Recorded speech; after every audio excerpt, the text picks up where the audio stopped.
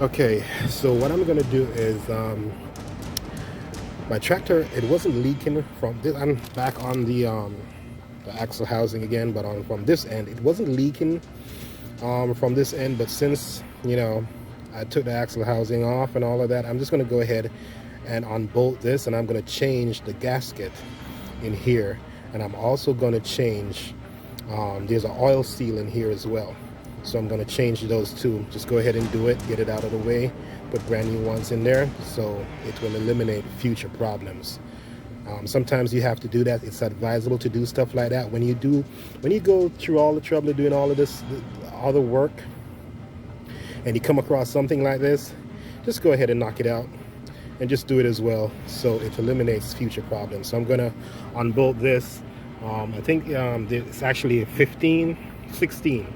So yeah, I'm gonna unbolt that, take it off, and I'll show you what it looks like on the inside. You should be able to just pull right off this shaft. Guys, so went ahead, got those bolts out. Here we go. Slide it off right here. Yeah, you got. So if you look within, if you can actually see, there's an oil ring in there. There's an oil ring in there, so I'm going to get that oil ring out. The gasket is so worn, so I'm definitely going to change this gasket as well. Yeah, this looks okay right here too. Yeah, so that's going to be my next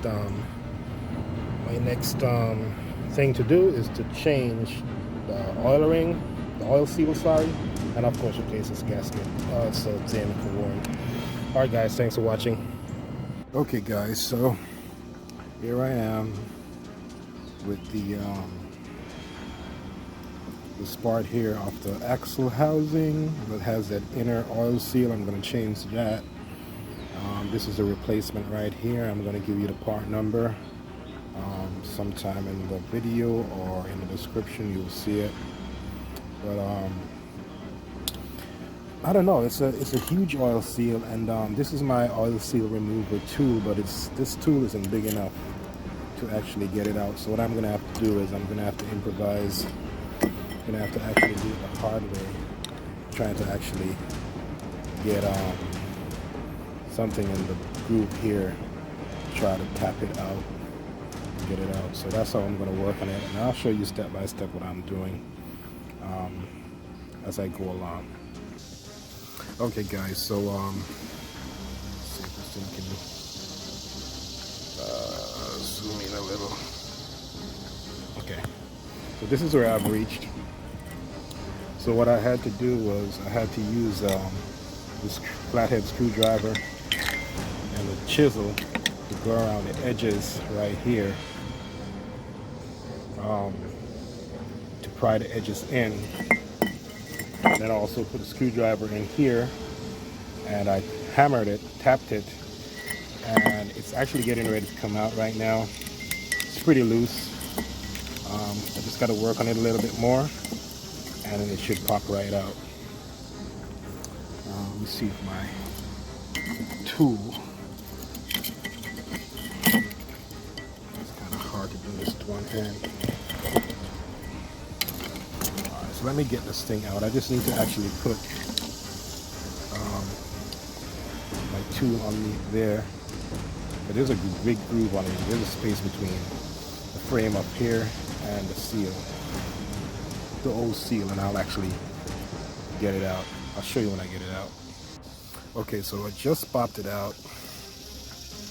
And there it goes. That's the old oil seal. And that's where it came from. So I'm going to clean that up and put the new seal in. Now I don't have a press. It is it's the same size and shape and everything. Of course it's the same shape, but it's the correct size. I don't have a press, so what I'm going to have to do is gently tap the new one in. Okay, and I'll show you how I do that. Okay, so now I got it all cleaned up.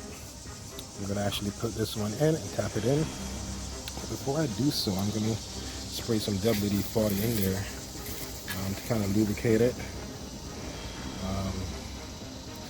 Make sure it's a little bit easier to get in. Don't want too much in there, so it's actually easier to get in. Okay. Matter of fact, I'm going to spray this down with some WD-40 as well. Spray down some WD-40 just so that it will be actually easier to get in. Okay, so now I'm going to put it in there, and I'm going to tap it in. So what I'm going to do, I'm going to start off by using the old bearing, sorry, the old seal to start it off. So I could get it seated in there, and then I'll take another tool that I have. It's just an old ratchet, and I'm going to use it to tap the edges in. As I said, I don't have a bench press. I don't have a shop press, so we got to make do with what I have. And then I'll show you the end results, okay? Alright guys, so I got the new oil seal in. It wasn't hard. As I said, I used my my chisel and an old screwdriver. See it somewhere around here.